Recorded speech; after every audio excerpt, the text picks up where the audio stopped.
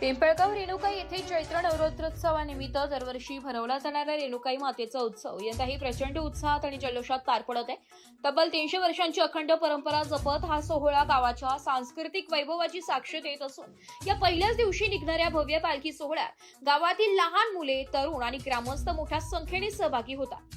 रात्रभर चालणाऱ्या लाठीगाठी सारख्या मर्दानी खेळांनी वातावरण दणाणून जात शौर्याची परंपरा जिवंत ठेवली जात असून उत्सवाचा दुसरा दिवस हा पूर्णतः वीरतेच्या खेळांना समर्पित असतो. वगदा-वगदी, मल्लखांब आणि कुस्तीच्या स्पर्धांमध्ये महाराष्ट्रभरातील नामांकित मल्ल सहभाग घेतात. तसेच बक्षिसांमुळे स्पर्धा चुरशीची होतात. यामुळे हजारो प्रेक्षक 2 दिवस या थराचा आनंद लुटतात. तसेच तिसऱ्या दिवशी उर्वरित कुस्ती सामने पार पडल्यानंतर सायंकाळी रेणुकाई मातेच्या समोर पारंपरिक पोत खेळ सादर केला जातो. ढोल ताशांच्या गजरात देवीचा भंड फिरवण्याचा विधी पार पडतो.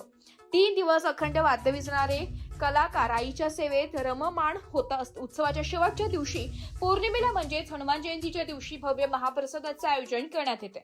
हजारो भाविक या प्रसादाचा लाभ घेतात आणि मातृशक्तीप्रती आपली श्रद्धा व्यक्त करतात. रेणुकाई मातेच्या मंदिर परिसरात प्राचीन दगडी कोरीव मंदिराचा अवशेष आढळतात. मंदिराच्या दक्षिणेस असलेली सुंदर प्राचीन बारव इतिहासातील साक्ष देत उभी आहे.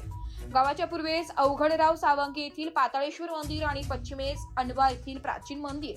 त्यामुळे या परिसराचे धार्मिक महत्त्व अधिक अधोरेखित होऊन भूमी, युद्ध, आरोग्य, जल आणि सृष्टीच्या विविध शक्तींचे प्रतीक असलेल्या रेणुकाई माता तसेच जोगेश्वरी आणि तुकाई या मातृदेवतांची पूजा येथे मोठ्या भक्तिभावाने केली जाते. 18 बगडी जाती धर्मांना सोबत घेऊन महाराष्ट्राची लोकपरंपरा जपणारे पिंपळगाव रेणुकाई गाव आज एक वेगळी ओळख निर्माण करीत आहे.